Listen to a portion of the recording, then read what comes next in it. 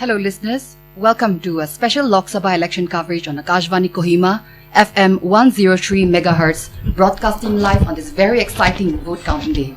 I'm your host, Medolenuo Ambrocia, and in this program we will keep up with the trends and analysis of the Lok Sabha election as we dive deep into the pulse of India's biggest democratic event, but of course, with special emphasis on the state of Nagaland. To listen to this program, you can also tune into News on Air mobile application, available on both Android Play Store and iOS Play Store.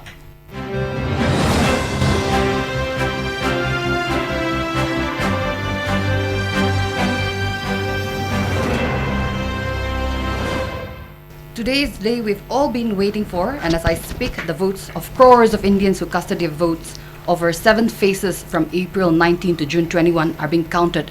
Very soon, we will get to know who will lead Incredible India for the next 5 years. There's so much happening across the country, but trust me when I say that you're in the right place, because here at the regional news unit Akashvani Kohima, we've got you covered with all the insights, updates and expert opinions you need to stay in the know. Joining me on the panel in this program, we have Mr. Limawati Ao, retired director of the Directorate of Information and Public Relations, Government of Nagaland. He's someone who has seen it all from the inside, and today he will give us his unique view on the electoral process. We also have Mr. Moalemba Jamir, associate editor with the Morung Express. In this discussion, his sharp political reporting and on-the-ground insights will keep us ahead of the curve. And last but not the least, we have Mr. Tovika Swu. He's an assistant professor and also the head of department political science at the Bosco College Kohima. We look forward to his expertise to understand the bigger picture and long-term implications on today's result. Thank you very much, gentlemen, for joining me today. We look forward to having a very healthy and hearty discussion with you all on this very exciting day. Dear listeners, you're tuned into Akashvani Kohima 103 MHz. For those on the go, you can catch us on the News on Air mobile app, available on both Android and iOS. Now, kick back, relax, and crank up the volume as we kick off this discussion with our expert panel. So, coming to you first, Mr. Moa. Vote counting is underway across the country. How are you feeling right now, and what are your thoughts on the initial trends coming in? My first initial doubt, since the morning has been, it is going to be a very tight race, which was not predicted earlier by any pollsters or any exit polls. So it is turning out to be a very interesting contest between the ruling India Alliance and India Alliance, India Bloc. And at the first glance, if we look at the trend currently as it stands, all we can say is that I think democracy has won at the end of the day in India. Okay. Mr. Tovika, would you like to add to that? Do you agree with what Mr. Moa is saying? Yeah, definitely I agree with Moa. As we see in the past 2 days, all the exit polls, what were they predicting? They were predicting 350 plus, 400 plus to the NDA government. Right. But what we see now is NDA, though they are leading, they are still below 300. The India bloc, they are doing more than what was expected of them, 200 plus. Right. So at the end, yes, the Indian citizens, the people of India have voted, and they have voted for something different. Now we will have to wait till the counting is over to understand how India has voted. Right. That is the beauty of democracy in India. So as we are broadcasting live now, it's 12:10, and the BJP from time and again has been talking about the Char So Par. What are your thoughts now, Mr. Tovika, please? I am very doubtful they will reach that number, Char So Par. Yes, very likely 300 plus. But will the BJP alone, the Bharatiya Janata Party alone, reach that number which they secured in the previous election? Is very doubtful. Yep. So let's wait and watch as we continue with the talks. Okay. So on that note, Mr. Limawati, I'm coming to you. If you could please tell us your analysis on the trends, particularly in the state of Nagaland. Is it as per the pre-election expectations, or the trend is there is something moving, there's an undercurrent? What is your observation? Well, first of all, thank you. As per the trends that is coming now, I think that is on expected lines. Maybe the margin is a little higher for the Congress, but it was always expected that Congress would come out victorious this time because not because of the Congress wave, but because of the ND-BJP wave that had blown, across the state just before the polling on the 19th of April. So I should say it's on expected lines. So, Mr. Moy, if you could give some insights on this, particularly with regard to the state of Nagaland, what were the kind of waves that were happening around the time of election, and how do you think, this trend that the Congress candidate, of course, with no MLA in the state legislative assembly for over a decade now, is leading this Lok Sabha election. People are eyeing this election very closely, right from the grassroots to those in the corridors of power and those in power. So, if you could tell us your thoughts on this. Looking from the historical precedents, if we look, if Congress, Indian National Congress, managed to blow up a wind in Nagaland, it will be indeed called historic. And if we look at the election, how the election was fought at the ground level, we have to look at how it was like a David and Goliath fight, so to say, from the outside, because you have all the 60s MLAs under one side, and the lone Congress candidate who has lost election or never won 2 elections in a row, or 3 or 2, and so that was sort of a David and Goliath fight. And if you look at the social media, advertisements of I coming from a print media, I can confidently say that the Congress didn't have even, maybe they couldn't afford it also maybe, but they didn't even advertise even a single advertisement on the print media. So it was, the fight was very lopsided, but fortunately or unfortunately, I think in the midst of the campaigning, a sort of religious polarization occurred. So religious polarization occurred in a way not against the other candidate that is contesting, but the wave that was going on in the across India. So maybe that has affected the voters' pattern this time around. And the vote goes to the Congress, I should say. So, Mr. Moy, do you think the NDPP's alliance with the BJP is weighing heavily on them, or how do you see the situation now? As at first value, it is costing them now, but other political alignment, maybe I think it will continue as it is. But looking at the result from this very election, it seems it is costing them a little bit in terms of votes. So the NDPP is a regional party, and the Congress is a national party, of course, and the BJP a national party again. But in this contest, we've seen that there is no BJP candidate, but of course a BJP alliance partner, and NDPP candidate is there. Mr. Tovika, if you could shed light on this, your thoughts on the BJP and NDPP alliance, a national parties alliance suddenly seem to be weighing so heavily on a regional party like the NDPP. What are your thoughts? All right. See, if you look at the picture, the political structure that exists in India, right, and if you look at the politics that is happening in Nagaland, Nagas, we don't play what we understand as political ideology. Nagas do not understand what political ideology is. That's right. We play what we call as dependency politics. We depend on the party that is in power in the center. Likewise, NDPP also has played that role over the past 2 decades of being with the party that is there in the center. For a small state like Nagaland, we have to be dependent on the central government. Right? So now this election, that is because of that, it is having its toll on the NDPP candidate. Okay, because as Dr. Moa has rightly said, religion played a big factor. So now, what we have tried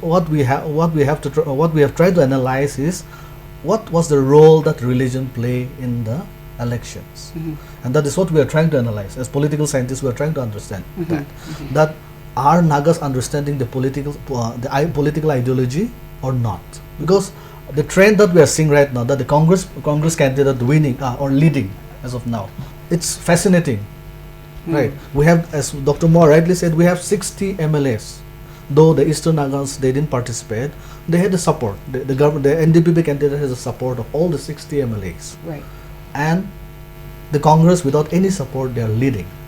So what was the mindset, or what is the mindset of the Naga voters that we have to analyze? Mr. Lima, would you like to add to that? I think he has given some very crucial points on Nagas not realizing the political ideologies, or say the understanding of religion in politics. What are your thoughts? I agree with both of them. An analogy brought by Dr. Moa, I think that's a very apt analogy. David and Goliath, because the Congress did not even have district level or even district level workers. Leave aside the poor level workers. So they were not as well organized as the opposing party, that is the NDP. But somehow, as we can see from the trends, the Congress is leading. This is a very interesting phenomena, I should say, because in politics, you need people on the ground to organize things. Because especially when it comes to this parliamentary elections, people feel that it doesn't really matter who wins. So people are reluctant or rather lazy to go and vote. So if you have somebody to push you or invite you or entice you to come and vote, that makes a lot of difference. Congress didn't have any such thing on the ground, but still we can see the trend. I think this speaks volumes, for present thinking that the Nagas have. Dr. Moha has rightly said, Congress did not even release advertisements in the paper. Maybe they did not have the budget, they did not have the monetary advantage. But I think social media has played a key role this time around. And of course the NDPP candidate and their supporters also have made use of social media. But in spite of all the shortcomings, or in spite of the absence of the party cadres or the workers, as we call them, social media reached out to every nook and corner, and every Naga is glued to their mobile phones these days. Right. Even people in the villages. So the wave, as I said earlier, this was possible because of social media. We will come back to discussing more on how social media has played an influential role in the Nagaland politics. For now, we have our correspondent from Wokha, Yohuna, joining us. Yohuna, if you can hear me. Yes, ma'am, I can hear you. Okay, so can you tell me what is the mood of the people there in Wokha? Now, Wokha is a very crucial battleground because there are 2 candidates out of 3 candidates contesting this time. And what is the mood of the people? Can you give us more information? Alright, so this is the first time Wokha is contesting in the MP, so people are very excited. But with regard to the results from Wokha, NDPP is leading with 26,038, so people are quite excited. But when we look at the state-wise, I think it's neck to neck, so very nervous right now. People are nervous, but yes, quite excited, I think. Particularly in Wokha district, which party is taking the lead now? NDPP with 26,038, INC is at 5,016, and independent candidate at 412, and none of the above at 13 as of now. So do you think this trend will continue till the end of the day, or how do you see the situation now? For Wokha, I think this trend will continue, and the majority will go to the PDA candidate. Great. Thank you so much, Yohuna, for joining us. Listeners, Thank you. Yeah, that was Yohuna from Wokha. You're listening to the Akashvani Kohima 103 megahertz. We're discussing live here at the studio with Mr. Limawati Ao, Mr. Moalemba Jamir, and Mr. Tovika Swu. Now, coming back to the studio, I'm coming to you, Mr. Moalemba. earlier in the discussions, we have Mr. Lima. He's rightly pointed about how social media has played an important role in the state politics this time around. And you have mentioned about how the Congress has not laid out any advertisement in the print media. So is advertisements not working anymore in Nagaland? How did social media take over state politics in this regard? It's not a question of taking over the state politics, Okay. but it is about how the narrative was built up prior to the election. So, I mean, regarding the update, I think now it's more or less going out to the Congress ANC candidate, because Right. Nagaland has around the voting was around 7.2 or 7.5 lakhs, right? Total vote. And now it's almost reaching 6.6 vote count. And the ANC candidate is leading by more than 40,000. More than 48,000 as So maybe in half an hour, a clear-cut trend will emerge. Regarding the influence of social media, no doubt, the influence of social media.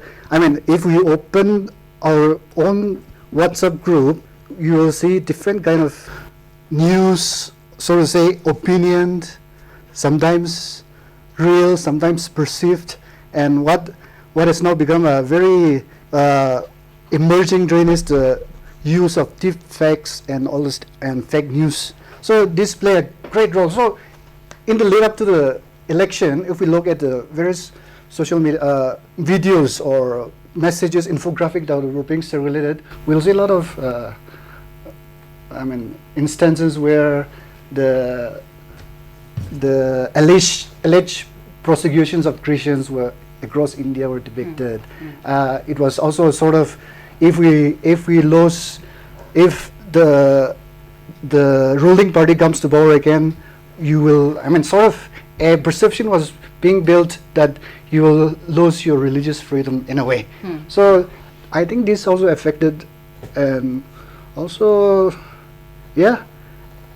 and some, I should say, organizations, social organization or otherwise, has also issued press statement on voting consciously, so to say, without supporting anyone, but voting consciously. So that also impacted a little bit, I should say. My co-panelists can add more. I'd like to to hear that, from Mr. yeah. Tovika, if you could add to him. Yeah, as Moa rightly pointed out, social media is playing a very big role in Nagaland. Okay? In different parts of India also it is playing a big role, but when it comes to Nagaland, like we see, let's go back to 2019, right? 2019, social media was there, but the role it had played was very minimal.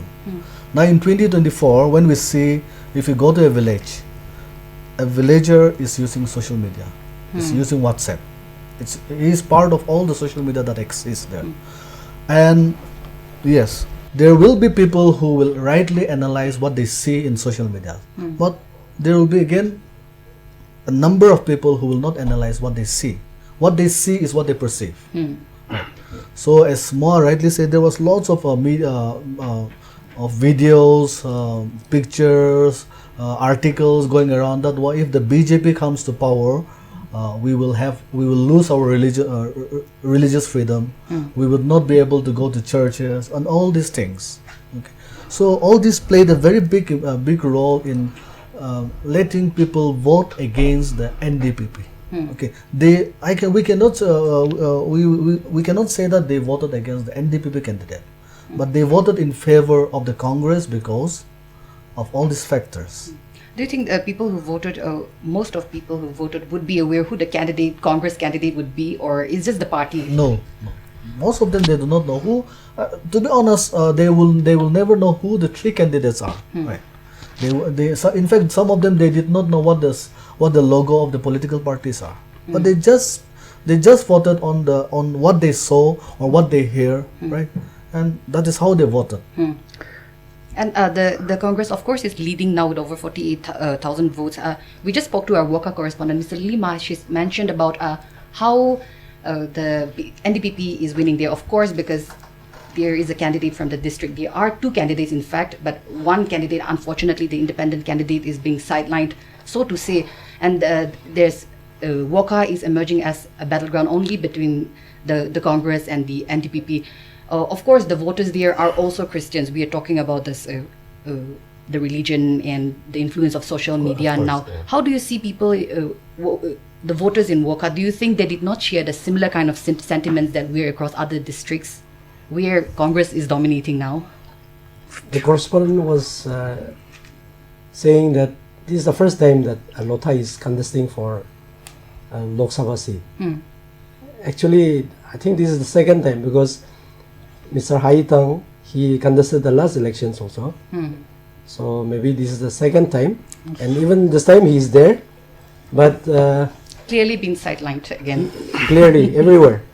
So by their own Lotha people also, and of course the rest of the state, and the feeling of or the perception that if the BJP-led NDA comes back with a thumping majority, we will lose our religious freedom, that uniform civil code will be imposed, even on a tribal society like ours.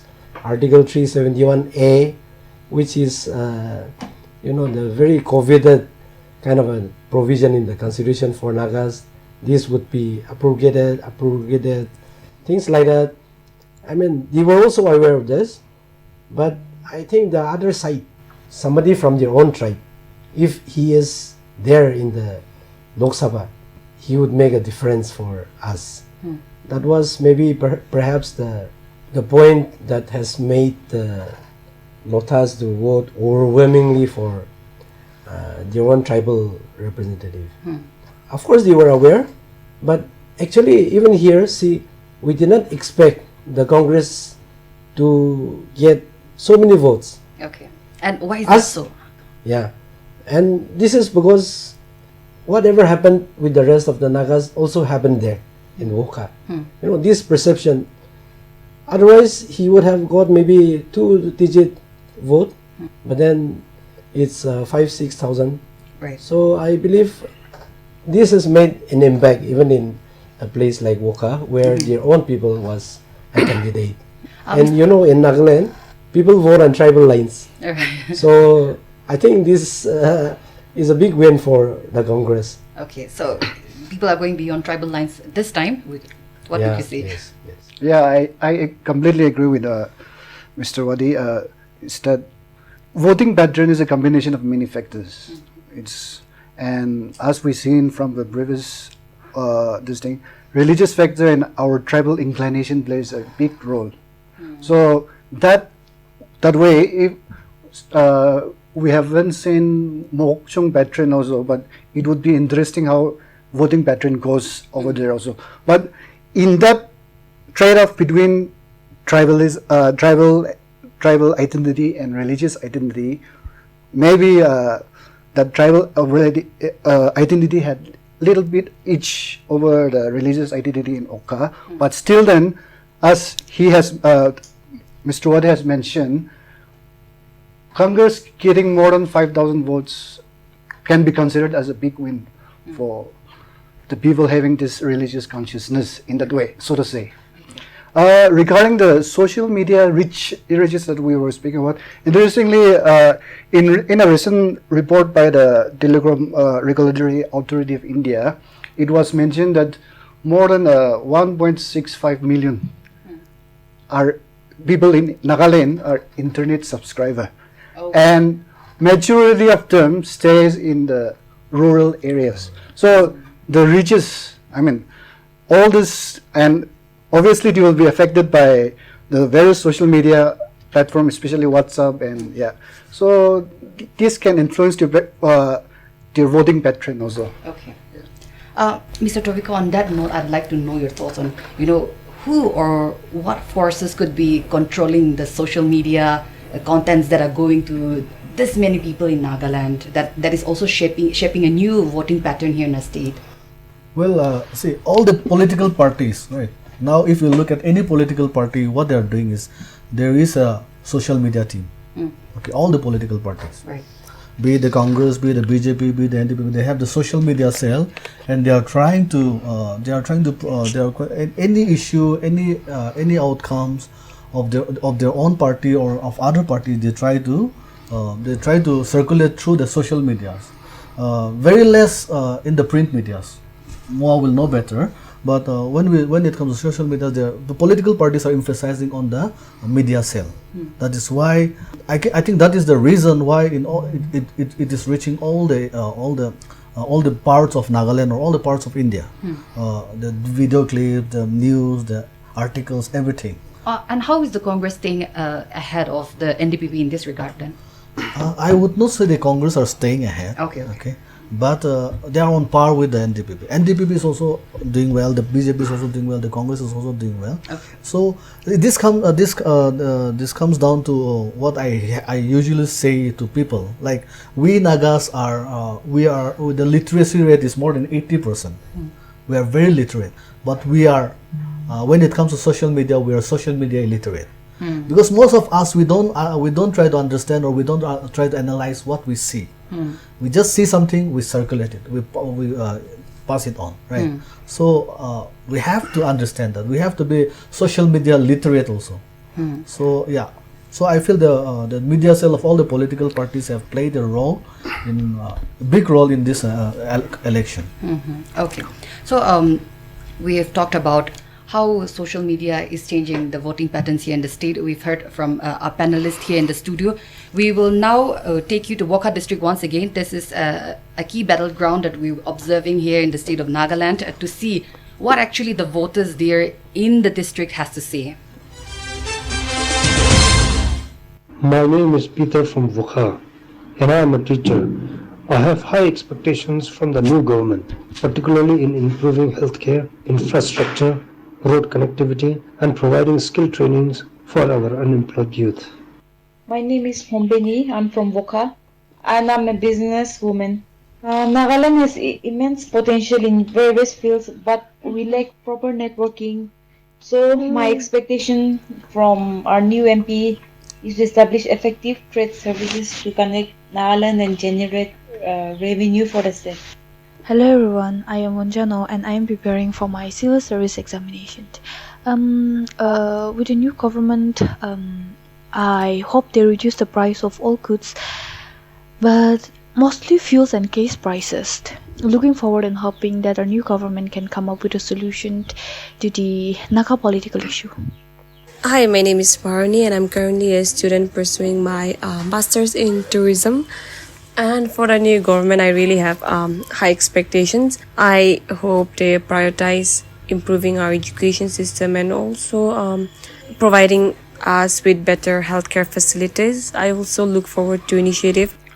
Ideally, it's the issue is about economics, about employment, inflation, and other daily concerns. But unfortunately, in the recent election, such discussions were less rather than other side of political rhetorics about religions or about other issues. I'm talking about the overall pictures in India.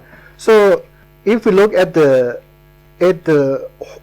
pre-election scenario, when the manifestos were launched by different political parties, we have so many political beautiful manifestos, so to say, like 14 guarantees by the ruling BJP government, Congress ka niya ingay guarantee.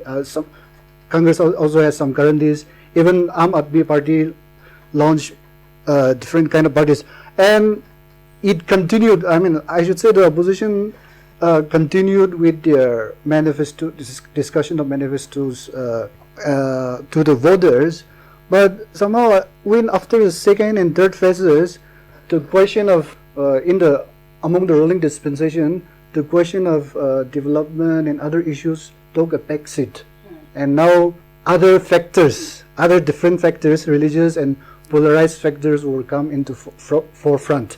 So we have during the campaign, in the later phase of banking, we are talking about reservation to certain communities, the issue of taking away your marriage, Mangal Sutra, all this issue crops up, right?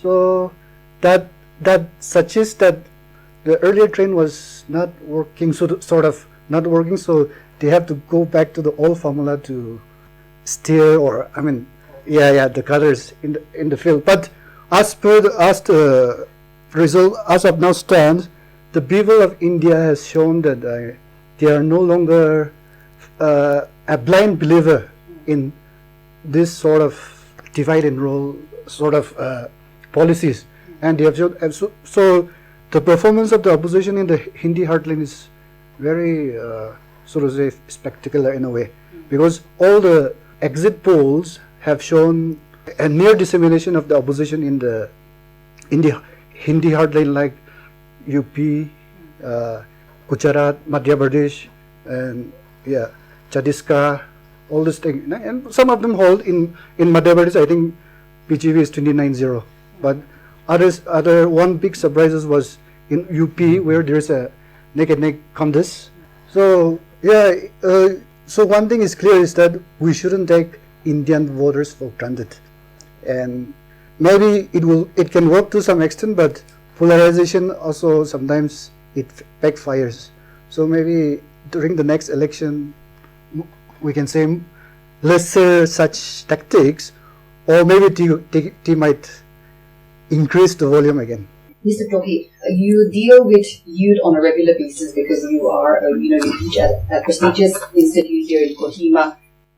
He's talked about how voters in India cannot be taken for granted. Now, I want to hear your view on what you see about the youth, especially young voters coming out across the country or the state, and also young and women voters together, because I think it's making some kind of a wave. The youth and women are making some kind of a, I don't know if you would agree with me, but if you could share your thoughts. Right. Right after the elections, I asked in my class, one of my class, I asked my students, how many of you voted? And there were around 50 of them in the class, and around 15-16 of them voted. These are the young voters. Only? Yeah, only. And if we look at the percentage of vote that was casted in Nagaland, it's somewhere around 50. It's below what we casted in 2019 and 2014. So in Nagaland, general election is a different scenario. Again, when it comes to the Lok Sabha election, I still feel that the younger generation or the women voters are very minimal. Many of the students, many of the youths, they did not even go to their respective constituency to vote. That too, we don't know. Okay. But what I'm saying is, when we look at the percentage of votes, right, the number of percentage of vote that was cast in Nagaland is somewhere between 50 to 60. So it's very low comparatively compared to 2019, 2014. I'm repeating the same point, but the trend this time was again very low. So that's why I feel that the youth and the women have not really voted. Okay. Moila nam Imli ase Longchang Pustibrad Mokokchung district aro moi ekta farmer ase. This time bi kun ahishikuli bi center tibi mohan nishina farmers khan bi poila pura mudut kura nishina aro bi bishi mudut korbole expect kore ase mohan. Aro Nagaland di hoshiguli bi kun leadership loigina utibo tadi siti bohibo taibra bi same idu mohan gi mudut korbole expect kore ase aro tai kuri dibo mon ase. Hello everyone, Moila nam do Limanar pungon ase. Moi Mokokchung town sangdam la ward te take. Aro moi do educated unemployed ikta ase. So kun ruling party di aishile bi government ge udui ko bom jaise. Nagaland la root problem ikta do unemployment la ikta ase. To udobar mon di na tade ek par focus kore na youth kan garni ge be bhabi di na tade all focus kore chule bishi kushi babo government ge be na. So it is high time hoise. So kun highly ruling de. Tekan udula matter de ek par sai dishule bishi kushi babo. Thank you. So we have heard from our voters in Mokokchung district. Serlim, I'm coming to you now because you are also from the district. What are your thoughts as a voter or today as a panelist on the voting process? Of course, with the current changing trends, was this expected that the Congress candidate will lead in the district, is leading in the district also. So, your thoughts on that? Yes, it was a foregone conclusion that INC would lead in Mokokchung district. The candidate himself is an Ao from Mokokchung district, so that was in his favor, because as I said earlier, people in Nagaland vote on tribal lines and village lines and clan lines and so on. So it was expected that he would lead in his home district. Regarding the percentage of voting, I would somewhat, not really disagree, but see, we have to remember that 7 districts, the eastern districts, abstained, 6 districts. So overall percentage was 57, including the, when we say overall, it includes the eastern district. Right. So maybe in the remaining 10 districts, the percentage of voting was quite high, 80 plus. Wokha, it was 90 plus, almost 100%. So it was lower than the assembly elections, no doubt, but it was still high. So I wonder why so few college students voted, because maybe they are not from Kohima and they could not get holidays, or they were not motivated enough to travel to their home district or their village or wherever their name had been enrolled. But by and large, the voting percentage was quite high, and Mokokchung somehow the voting is always high all the time. As per the data that I have, it is 89.40%. See, yes. I should say, the voting is on expected lines. Okay. Mr. Moy, if you could please add to that, especially with regard to young voters. They have both said that there are very few young voters and also women voters turning up. Your thoughts on this? Supplementing what Mr. Iyer has said, it's that in the case of Mokokchung, both the two factors that we discussed earlier, tribal affinity and religious affinity, it seems to work in the favor of the INC candidate. And the percentage that came down was due to the non-voting in 6 districts of the Eastern Nagaland, the abstention from the 6th district of Nagaland. Now, regarding the high vote percentage, if you look at some of the coverage from the local media, the next day after the election, is that the challenges of proxy voting still exist in Nagaland, and it continues to influence voting pattern as well as the voters turnout. So obviously, every election we have where voting are held, in every election there's always more than 80%, 86% kind of sometimes reaching over 90% also. So that kind of explain why voting percentage are high also. So if you're voting, if your vote percentage are high, it doesn't matter whether you're voting or not, but you'll be counted as voting, right? So what we can assume is that all the women's voters and all the young people, they have also voted too. Physically, it might not have come to their villages or to their constituency, and this is reflected. What Mr. Dr. Tovika has experienced from his student is that they didn't go physically for voting, but maybe somewhere the vote were cast. Okay, maybe. So and even without the knowledge of the particular person, so it happens. So yeah, so proxy voting is still a big challenge in Nagaland. And we're talking about the Nagaland Lok Sabha constituency, but now if we look at it comparing to the other northeastern states that have 60 legislators in the state assembly, Nagaland is one state that has only one Lok Sabha seat. other states like Tripura. Of course, Tripura has a bigger population as well, but there are states like Arunachal Pradesh that also has 2 representatives in the Lok Sabha. Nagaland only 1, Meghalaya 2. So even in the northeastern states, we are seeing that Nagaland is could be trailing behind as because of the representation in the Lok Sabha. Mr. Tovika, I'm coming to you in this regard. Do you think this one MP representative from Nagaland is going to make some noise out there at the center, or what are your analysis here? Yeah, you have rightly mentioned that all the northeastern states, they like Manipur, they have 2, Right. Arunachal 2, Mizoram 1. Mizoram and Nagaland, I think there's the states with 1 MPs. Yes, Mizoram, Sikkim, and Nagaland. Yeah. But of course, their Sikkim, population yeah. is lower in comparison. So yeah, that we have to wait for the next delimitations. That will happen or not happen in Nagaland. I don't know about that, but we'll have to wait for the next delimitation in 2026.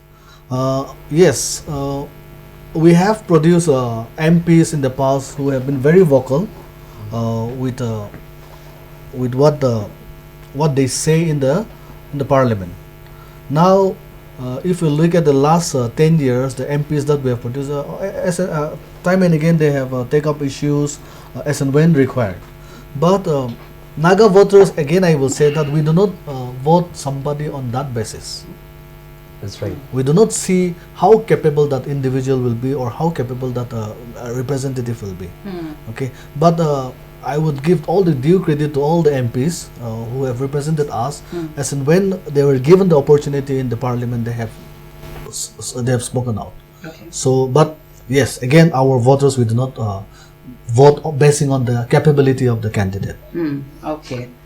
Interesting point there that the voters in Nagaland very not fairly, I would say, consider the candidate when they vote. From the studio now, we will go to Mokokchung. As we were talking about Mokokchung some time ago. We have our correspondent Moalemba Jamir joining us there.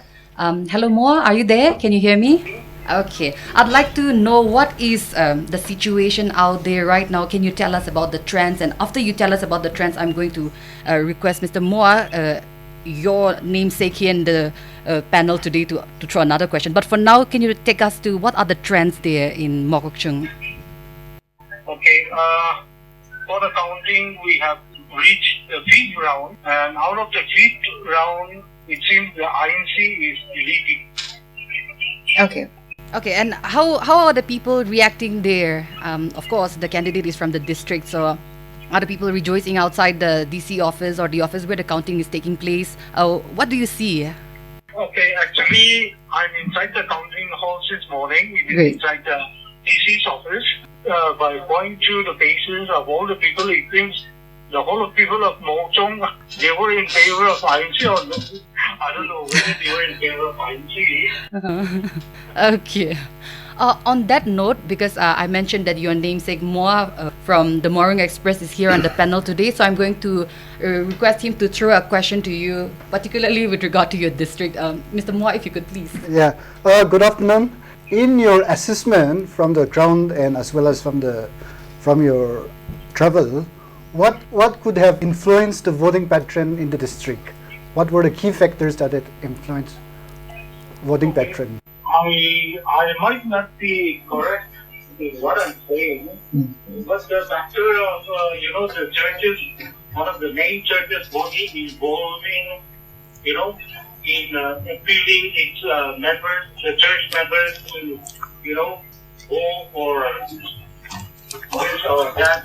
I think that was one of the main factors. Not only that, even though the church may say or may not say, but the people have been talking a lot about, from the very beginning that the ruling party, the BJP, NDA alliance, they were anti-Christian.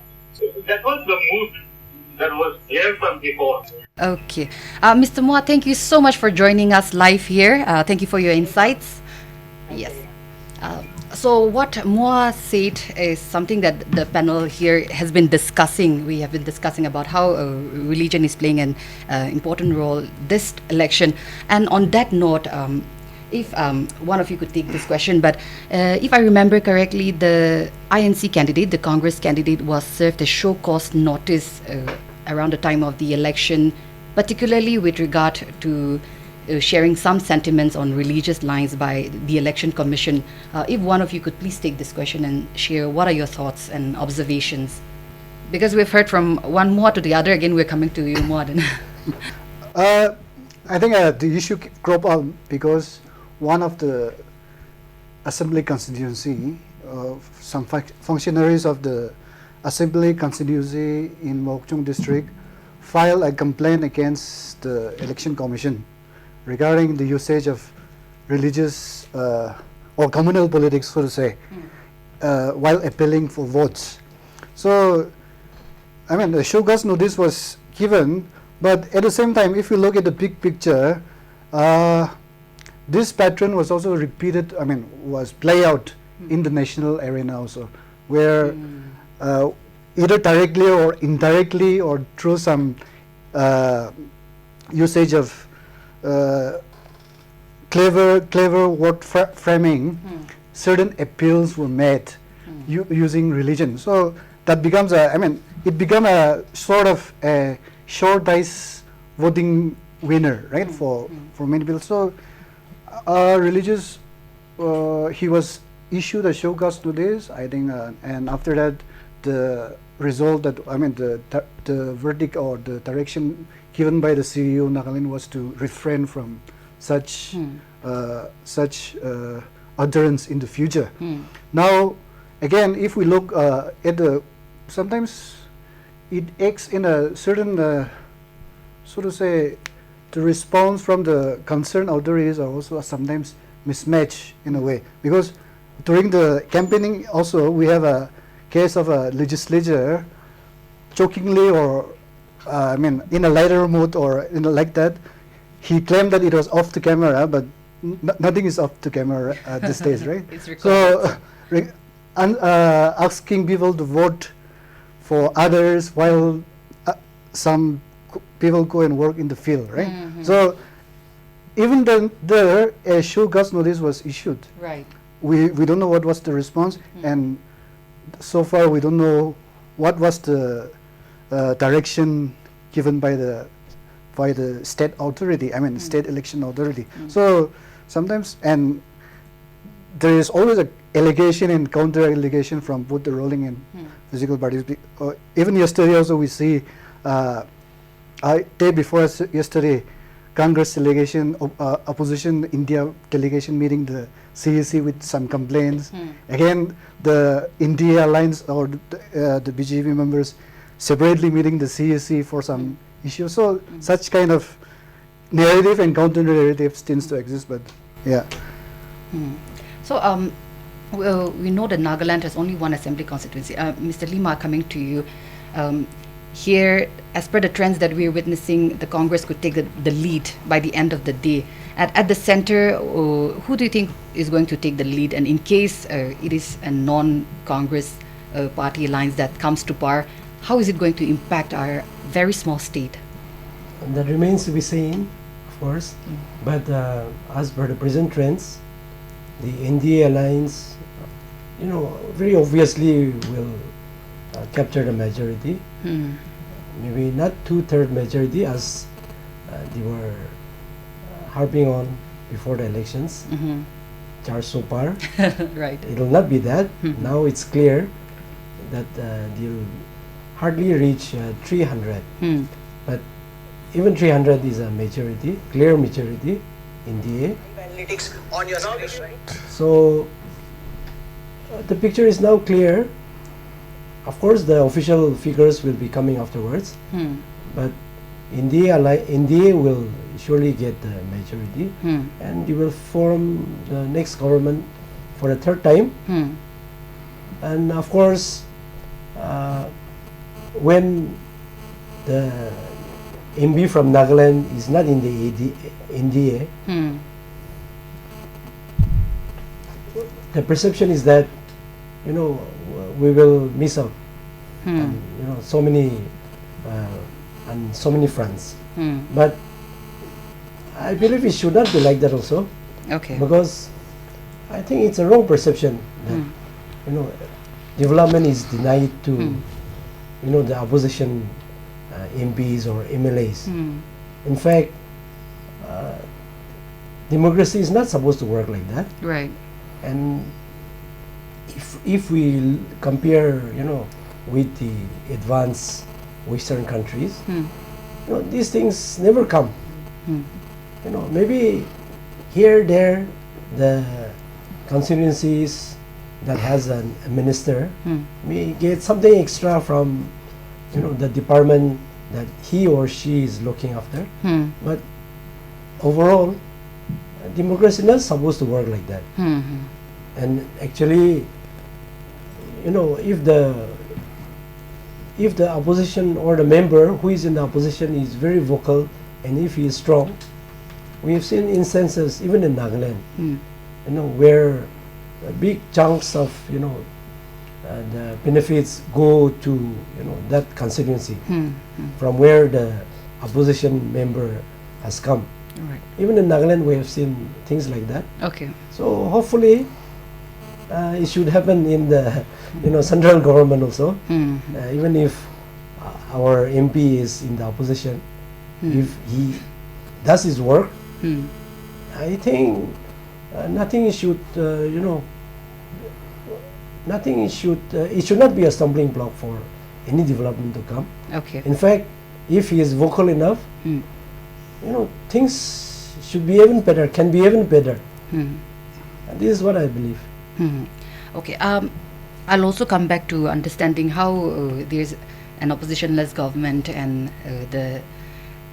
a political party that's never been in the picture for over a decade is now leading the election. But for now, we would also like to go back to Chumu from the studio. We want to hear from some of our voters on what their expectations are from the MP, irrespective of whoever gets elected. Let's listen to them. Hello, Mola Namdu Akamase, I am a student.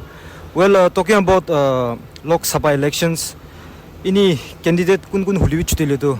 Moi phaba hisab to mon Nagaland bi issues tangor pishi ase which needs to be addressed in the center. Ito ani moi ini ekta dita ko mon ase ki, for instance mon Naga political issue la bi ekta tangor ekta issue ekta ase. Enana moi ki sa ase gule to ito center de ito la issue luina pishi seriously take up na kura nishina ase. Itin mide moi phapna ekta do choti kun libi elect hule to Naga political issue la opor অলপ stress করি না নলিবি অলপ seriously take up করনা ইটো issue তো পঞ্চায়েত লিতো বেশি ভালো হবো আৰু একটা কমন যাদো রাস্তা ওপৰতে বি মই ইম্পৰ্টেন্স দিও মন আছে বিকজ রাস্তা দইলে তো একটা বেশি পাব্লিক খানখানি লাইফ লাইন একটা হৈ যায় রাস্তা ভাল থাকিলে তো ডেভেলপমেন্ট সব আহি যায় নলিবি রাস্তা ভাল আহিলে তো সব সেক্টর দে লিবি কাম আগে যায় ইটো নিমিতে Moila hisab te do itia nimide Naga political issue ena road connectivity roads kan oporde sailidolo bishi bhalo bonai to moila concern ekta koi dias. My name is Imkong. I am a reporter. I work for the Morung Express. My only hope and expectation from the government, any government, be it the ruling one or the next or the party which will form the next government, my only hope is that they ensure the basics: roads, power, and water. Ensure that medical facilities are maintained properly and school buildings are constructed and maintained properly. That's it. And one more thing, ensure that they keep a strict eye on corruption and corrupt practices by government officials as well as by the public. I'm Rahul Kormakar. I'm a businessman. My expectation from the new government will be they will do a drastic step to decrease the price rise and address the unemployment issue. Very pertinent issues highlighted by our voters. A slight correction here, they are from Dimapur and not from Chumukadima, as I mentioned earlier. Now, these are issues that they have highlighted. I was wondering why the Naga political issue did not, it did not float anywhere, or people did not talk about this. I'm coming to you, Mr. Tovika, in this regard. Why are issues as important as the Naga political issue not being talked about around the election time? Why is religion and other issues, or okay, of course, as equally important, but issues like religion and tribalism taking over important and crucial issues for us Nagas? during the election, especially. Yeah. As you rightly said, when it comes to voting, voting behavior, or when it comes to trying to influence the people, religion, as we see in the past few months, religion is a very big newsmaker, I can say. If you play the religion card, people tend to listen, right? Whereas the Naga political issue, after 1997, we see that yes, it's been more than 20 years since the ceasefire was signed and the Naga political issue has been going on, but people have slowly started to forget what the political movement was.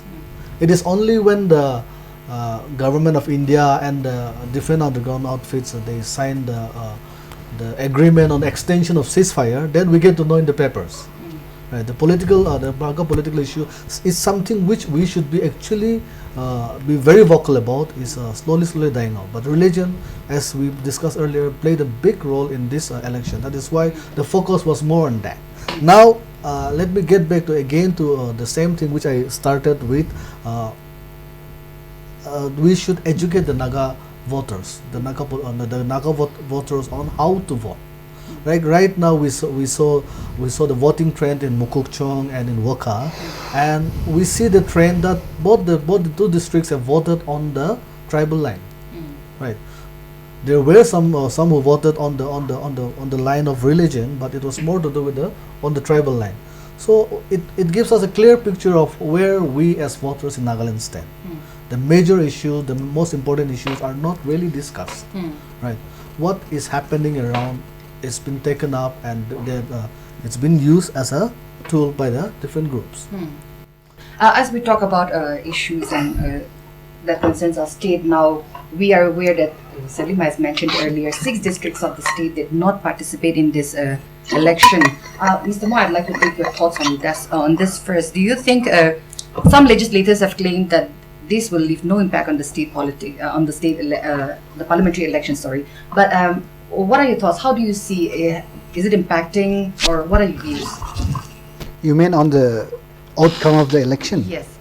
I mean, definitely it would have affected because if I recall correctly, I think during the last election also, it was the eastern side that decided the last, final outcome, final result of the election during the Lok Sabha election, last Lok Sabha election. Okay. So it affected a lot.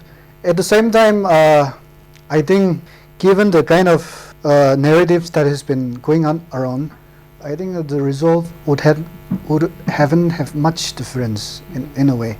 I mean the outcome of the results, because even on that issues, religious factor would have had a big influence in the eastern region. Yeah. And because others issues like, for example, unemployment, power sector that one of the reporters was mentioning about, corruptions and all this becomes a matter of issues during the state election. And unfortunately, election in Nagaland, whether it's parliamentary or state assembly, are not fought on issues but through different local narratives and others influences. So yeah, that's a sad reality. We have an update coming in. The INC, the counting of votes in Mokokchung seems to be completed by now, and the INC, that's the Indian National Congress candidate Morung Jamir, who is also the president of the Nagaland Pradesh Congress Committee, he is winning by 26,953 votes. That's a lot coming from Mokokchung district. I'm coming to Mr. Lima now. We've talked about the key districts like Mokokchung and Wokha being having 2 candidates from the district. Also Mokokchung having 1 candidate, and of course the INC candidate leading. But as we were discussing, there are 6 districts that did not go to polls. You have been in the government for so long. You've worked with those in power for a very long time now. And 20 legislators from the eastern region and their voters not having casted their vote, and now the trend, as we see Congress leading by a huge gap with the NDPP trailing. Don't you think this is an embarrassment for the oppositionless government? Of course, it should be an embarrassment for the oppositionless government, because 60 MLAs against little David, as my co-panelists commented earlier. But I don't know how they would be feeling, but we feel that they should be embarrassed. I don't know whether they are embarrassed, but they should be. If they are normal people, they should be embarrassed. And of course, the result would have been the same, but if we look at the 2019 results, the Congress candidate was KLJC. He was leading in all the districts, but of course by a small margin he was leading, and Morung district made all the difference. This could have been repeated. I mean, we never know, because they never voted, but maybe the difference would not have been so big. If the ENPU area, the people, the voters also had exercised their franchise. But as my friend said, the religious, this tribal, the tribal factor could have played a similar role even in the eastern Nagaland area. So since it didn't happen, we cannot say, but as per my reading, the margin might have been a little smaller. Okay. If they had gone to vote. Okay, irrespective of who wins, you think that the gap would have been smaller. Yeah, because see, an MLA working in the field makes a lot of difference. Right. I was talking about Wokha, where they had their own tribal, somebody from their own tribe as one of the candidates. Mokokchung had the same thing. Mokokchung being Ao dominated, similar thing should have happened in Mokokchung. But then if we look at the final count, the difference is not that big, not as big as it was in Wokha. See, and it's because the MLAs from Mokokchung district worked at the ground for their candidate. That is why the NDPP candidate also captured a sizable amount of the total votes cast. See, because the MLAs there worked. Right. I think the difference was only around 26,000. Yeah, 26,000. In Mokokchung? Yeah. Yes, 26,000. So, NDPP candidate got around over 55,000 votes. So that's I think it's all because of the MLAs that worked in the ground. Okay. Everyone was camping there for around 2-3 weeks. In Mokokchung. Okay. Mokokchung means their own constituencies. Right.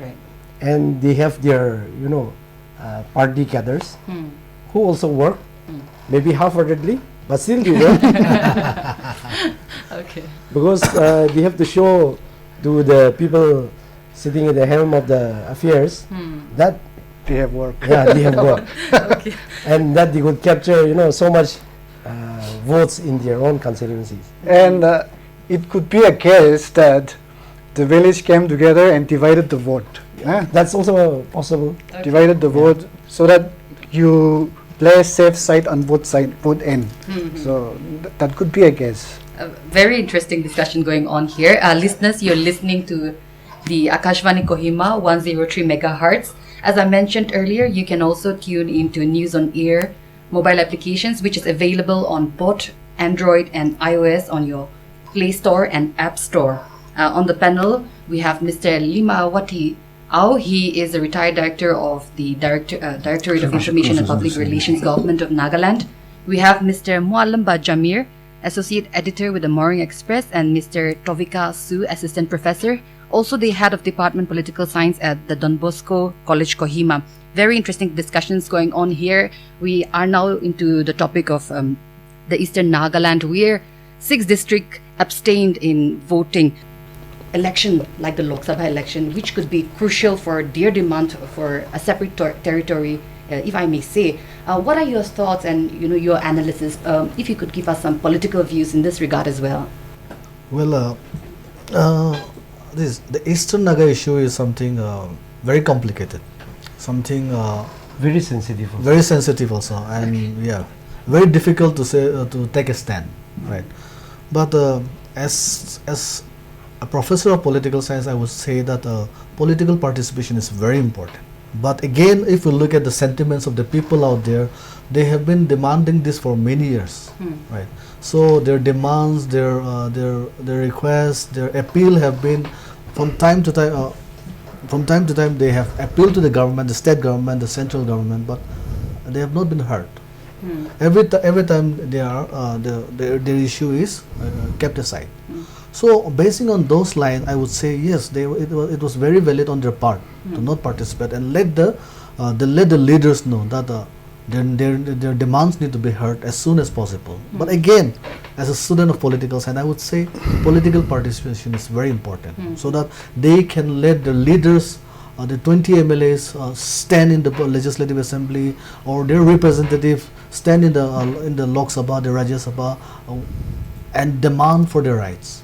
So it's a very sensitive issue, but it has both the sides. And what do you think about the 20 legislators and their supporters, of course, not participating in these polls, and now the Congress leading, because these 20 legislators are also part of the 60-member Legislative Assembly that is in an oppositionless government. So if I'm not wrong, what I know is all the 20 legislatures, they were in their respective constituency. They were there.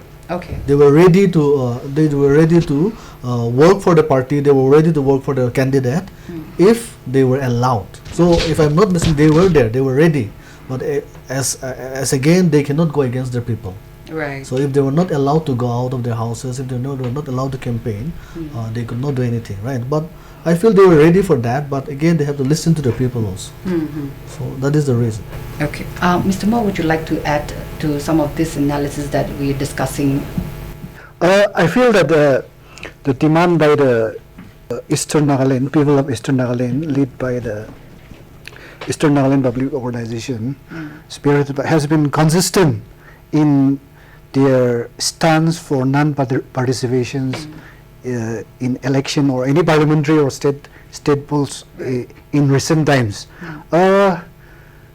Because if we remember correctly, during the last election, assembly election, also at first, I think announced that they will not participate. But after that, it was they were brought back to the table again and participated.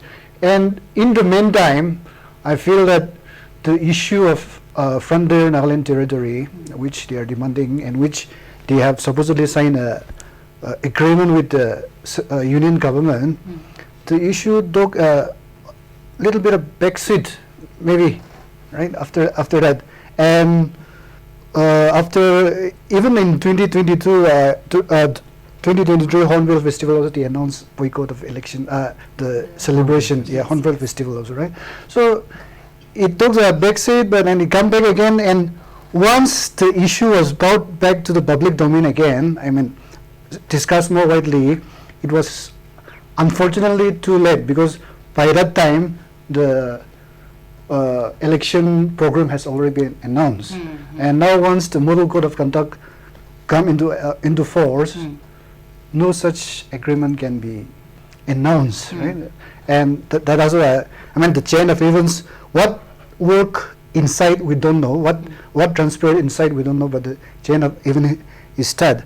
And now that the election is over, I don't know what would be the consequences or outcome of their non-participation from the election. I think, but only time will tell. But I feel that they have been consistent in their stand, and also somehow they have also toned down their demand to accommodate concern by other Naga community, also so to say. And I mean, changing from a complete statehood to some other arrangement, right, over the years. So that should be noted, and even if they don't participate also, I think the dialogue, the discussion regarding the FND, Frontier Naga Territory, should continue. And yeah. Can I say something there? Yes, please.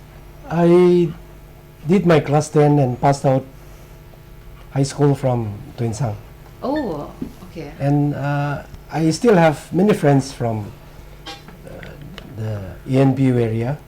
Many of my close friends are from there.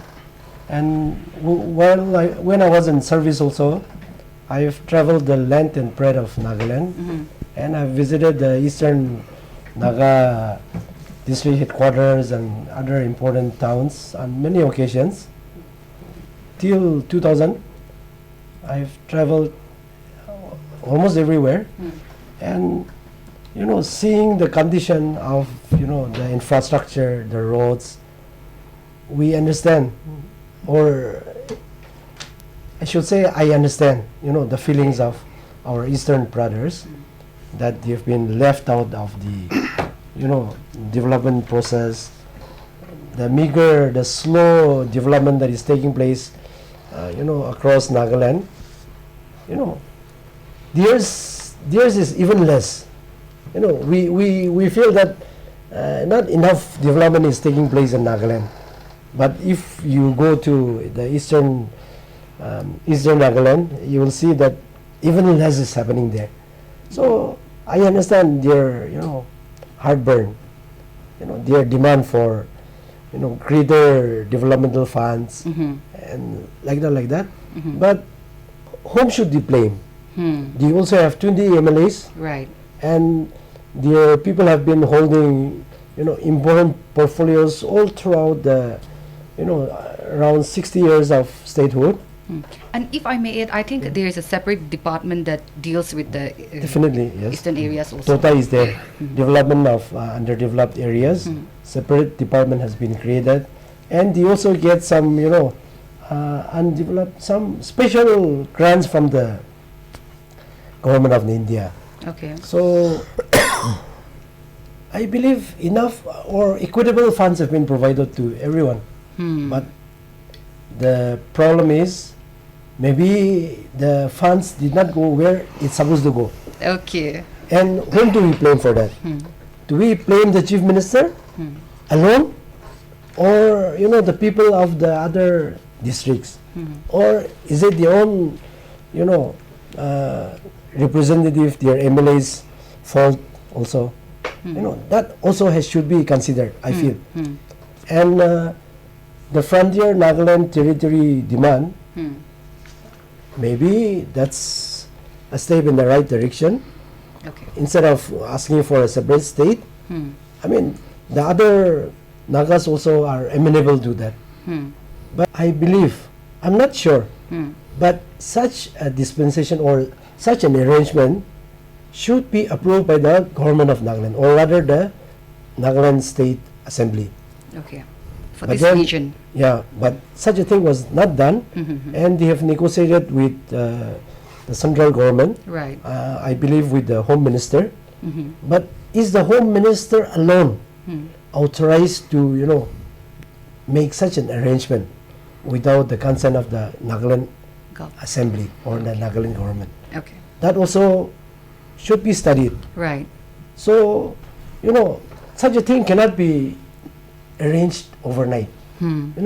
It's not just granting sanction for a development project.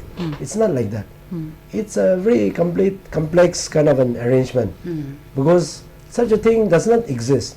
If it is a autonomous council, you find such arrangements in other parts of India also. Even in Assam, we have so many autonomous councils. Manipur also, but then Frontier Nagaland Frontier Territory. Frontier Nagaland Territory. Frontier Nagaland Territory. That's a very new thing. It's a little higher than autonomous council, but a little below statehood. stay. Okay. So, you don't do these kind of things overnight. So expecting the government of India, to have something like that and given to them overnight also was maybe not realistic.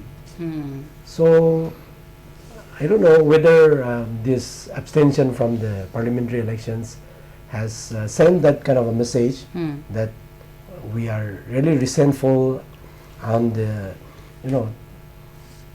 slow process of such an arrangement. Maybe that is gone.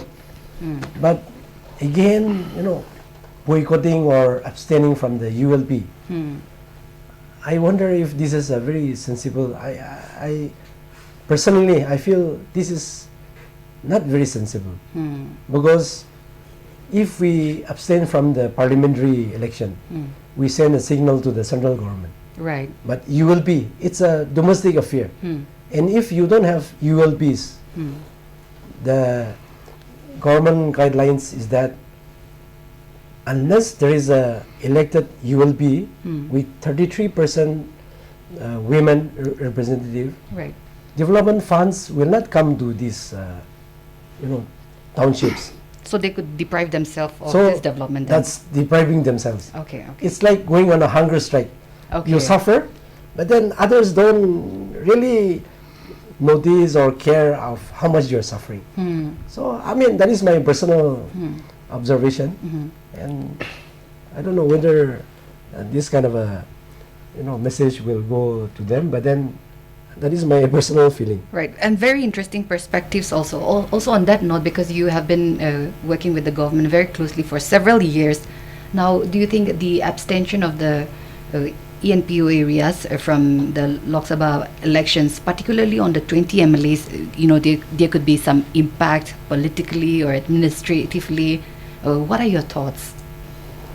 Impact will surely be there, big or small, that remains to be seen. But impact will surely be there, and of course the message that our people are serious, that kind of message has been sent to the government of Nagaland, to the government of India.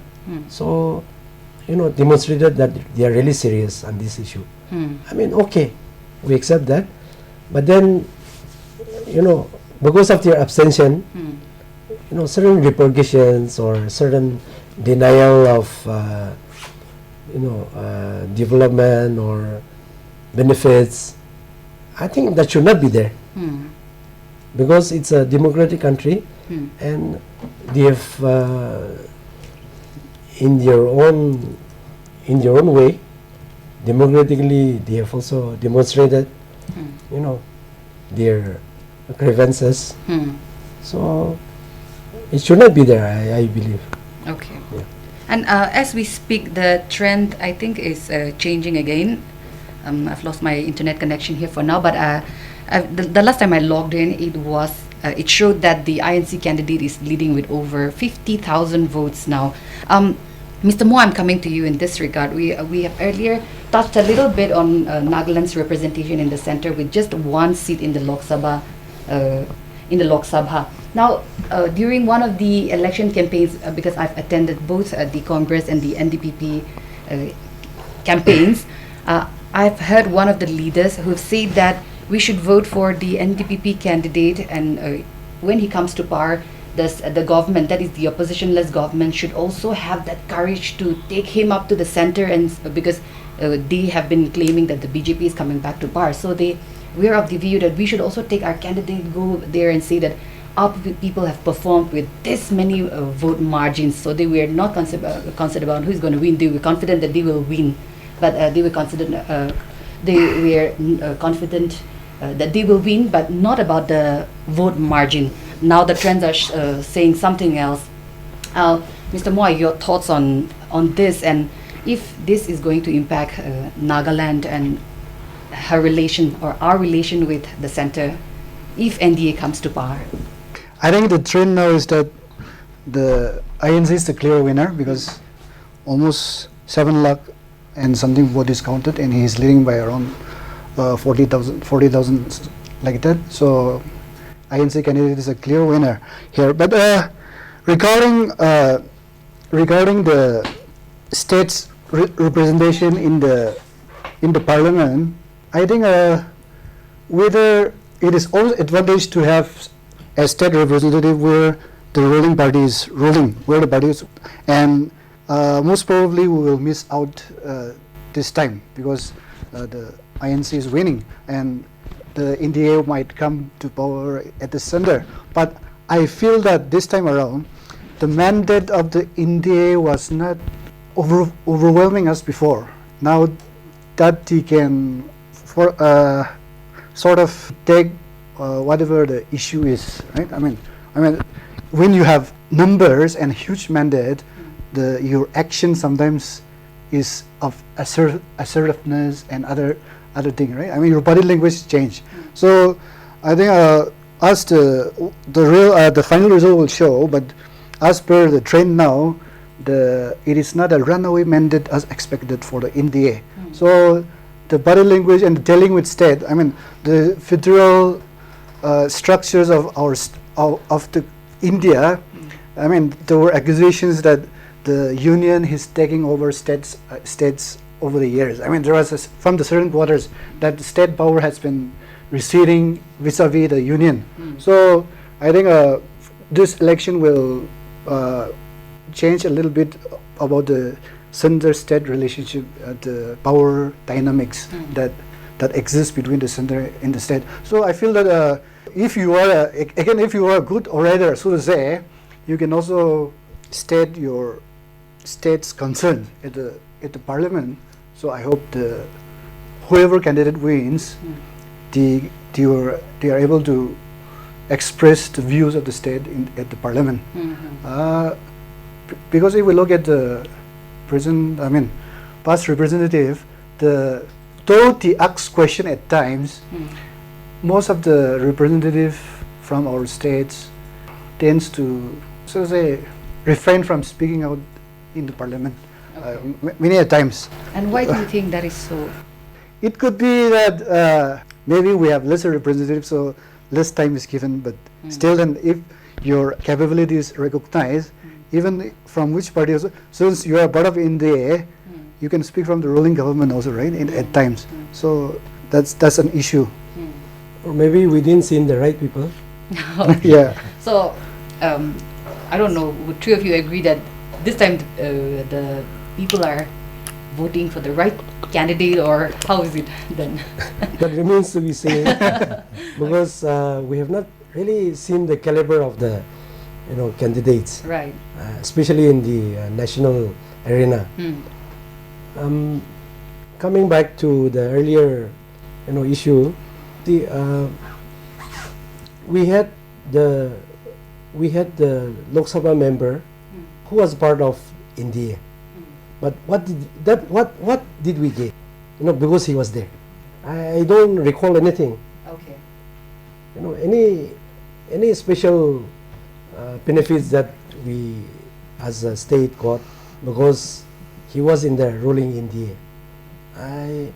He didn't say, because I was there, he brought this. I don't remember him saying anything like that. And though I have seen on the ground anything which he brought to Nagaland. He brought means, some projects or some developmental works because he was there. And, winning by a big margin, small margin, after you win, after you lose, people don't remember that. Right. You're an MP, whether you won by a margin of 1 or a margin of few lakhs, I mean, people forget, and it doesn't make any difference.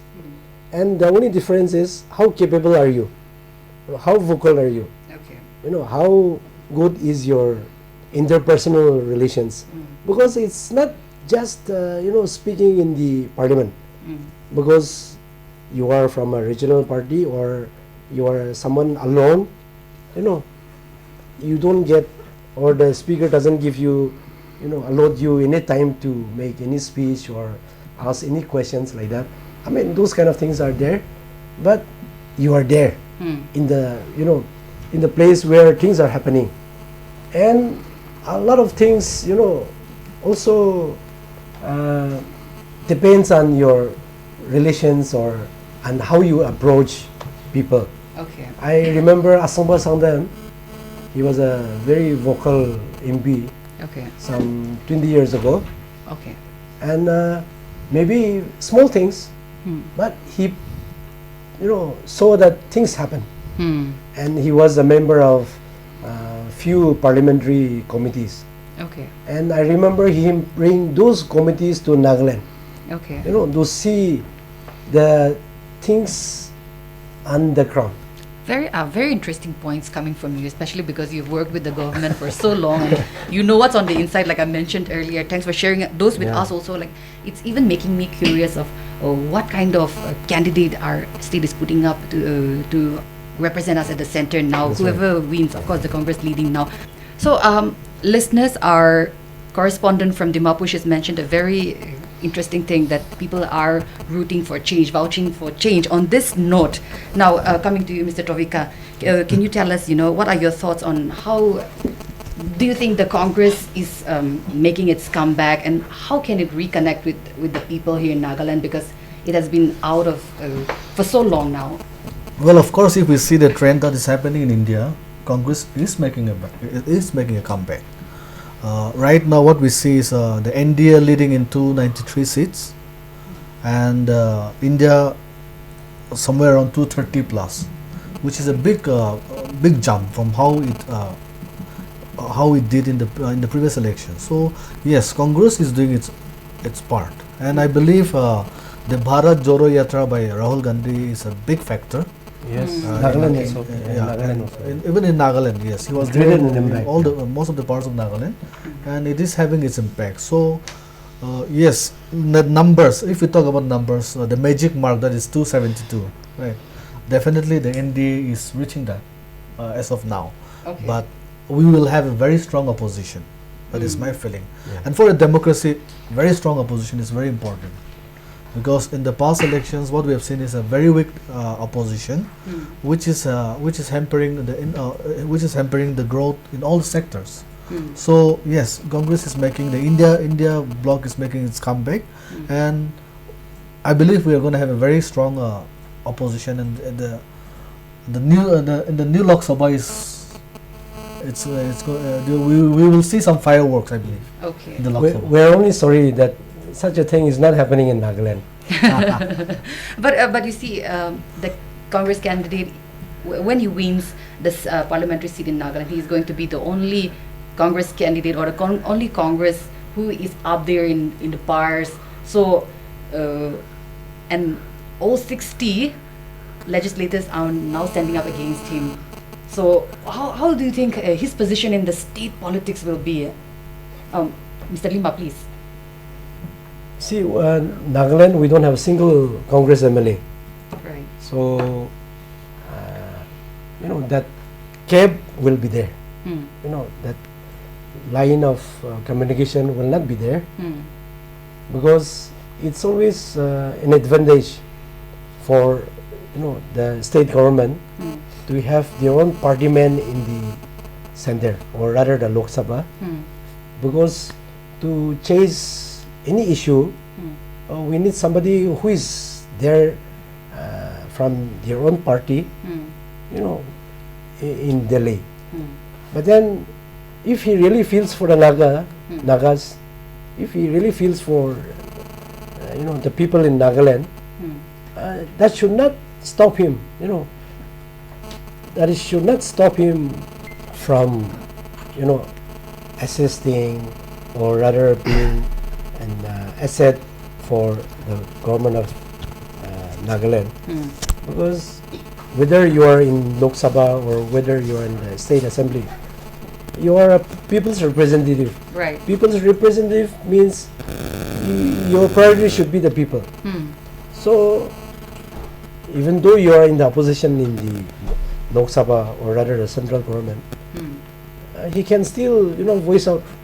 Or I feel it can even turn into an advantage. Okay. See, if you're in the government, if you are in the ruling dispensation, you cannot speak against your own government. And even if the government of Nagaland is part of India, we may have certain misgivings, or rather disappointments or rather complaints against the central government that you are not doing justice to our state. Which the Congress can now do if it comes to okay. They can now, he can now do it. Right. So it can even turn into an advantage. Okay. It's how you feel for the people of Nagaland or the state of Nagaland. So if in your heart of hearts, if you are for the people, then nothing can stop you from working for the people. Right. That's what I feel. And from the studio now, we would also go to Kohima district, where some of our voters, they have also shared, they would also be sharing their concerns, also their expectations from the candidate who will come to power. So let's listen to our voters in Kohima. India, as the most populated country with the most varieties of people, is also the largest democracy in the world. It is expected that the best and purest form and qualities of democracy be practiced and displayed by the new government at the center. This will make a big difference in today's world, when most leaders are so loud-mouthed in expressions and warlike in actions. It is the finest moment for India to be large-hearted and show the world that diversities only add more colors to the mosaic beauty of the country. It may be difficult to get a better or more appropriate chance than this one, hence this expectation. With regard to the newly elected MP representing Nagaland, I expect our MP to go to Delhi with a grateful heart, because gratitude is the mother of all virtues. This very attitude will enable him to respond to any situations or challenges in ways that are good and right. Also, not forgetting that one with God is always a majority, representing the land of festivals as well as the land of war and peace. I expect our representative learning to celebrate life and its opportunities rather than blaming others and playing victims for all past failures or difficulties, because anything good for the state can only come out of the future. My name is Mokokchung and I am from Kohima. Well, I personally believe that one party should not retain power for too long or for consecutive terms, but irrespective of whichever party comes to power at the center, for me, it should be a dynamic and inclusive government that goes beyond religion, race, and geographical barriers, a government that will truly embody the spirit of our Indian Constitution. Secondly, the new Member of Parliament, who will soon be elected to represent our state in the Lok Sabha, I expect him to be someone who is solution-oriented, passionate about our Naga solution, and equally focused on bringing positive changes in the state.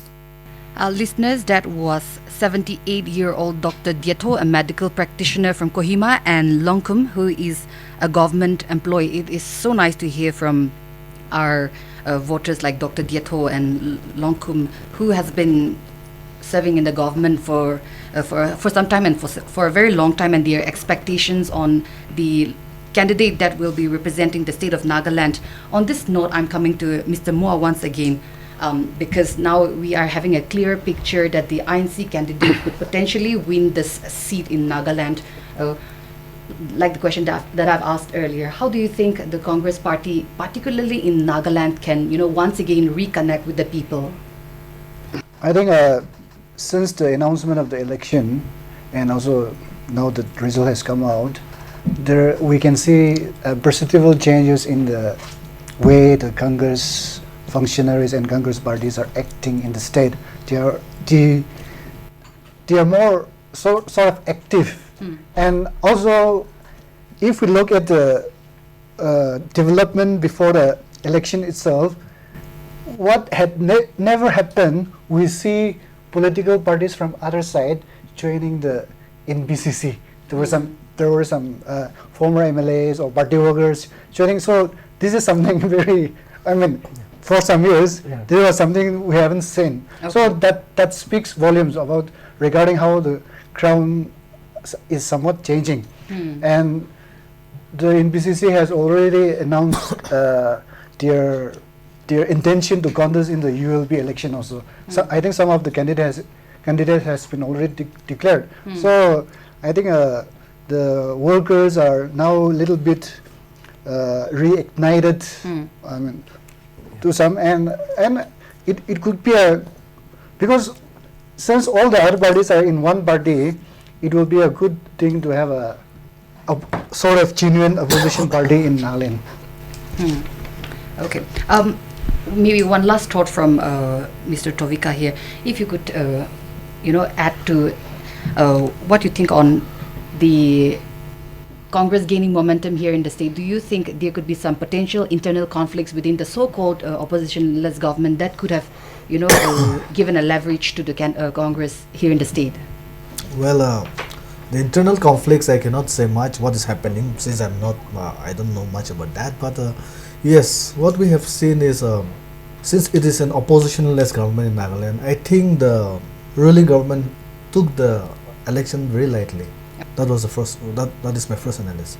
Second thing is, when it comes to the Congress party, we Nagas have this inside the heart. We have this love, this care for the grand old party, that is the Congress party. So that was one factor. That is another factor. Another thing was the issue on religion, which went towards the advantage of the Congress party candidate. So all these factors together combined, now we see that the INC candidate is clearly winning and bringing back Congress back to giving a ray of hope for Congress in Nagaland. That is what I can say, and I say it's going to be a very interesting ULB election now. Now that the Congress is back, now we'll have a very interesting ULB election. Now, if we see in all the town committee, all the ULB areas where people have started filing their nomination or people have declared their candidature, it's been only those people from those ruling government in the state. Now, it's going to be an interesting fight for the ULB in Nagaland. That is.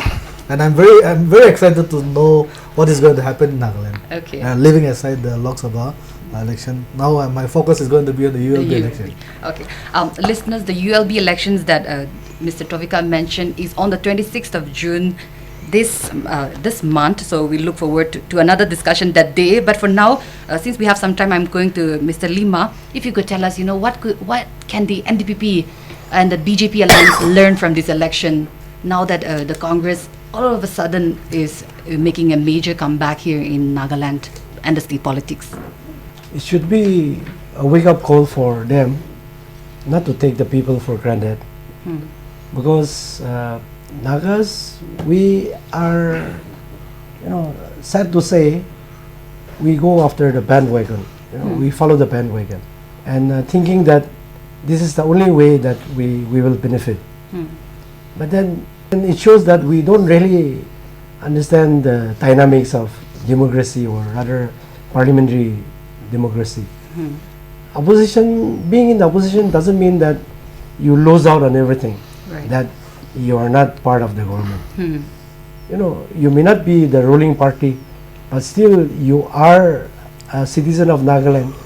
And if on the, on the predicts of, or rather the reason of your not being aligned with that party, if your benefits are denied, that's very wrong. Okay. It should not happen. And for parliamentary democracy to really work, or rather for the people, it's good that we have a strong opposition. Right. So oppositionless government is a loss for everyone, actually.